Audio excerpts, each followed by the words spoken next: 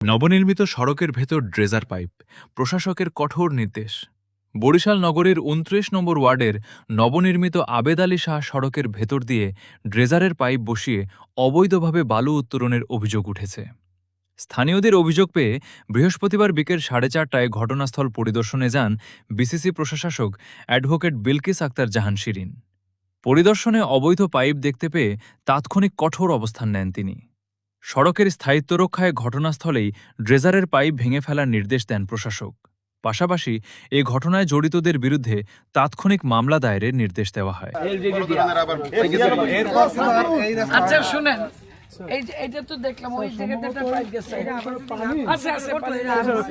পাইপের পাশ দিয়ে হয়তো পানি ঢুকে গেছে। না, একটা পাইপ ভরছে, একটা পাইপ ভরা আছে। ওই থেকে আমার মনে হয় যখন রাস্তাটা করছে তখন মনে হয় পাইপটা ভরছে।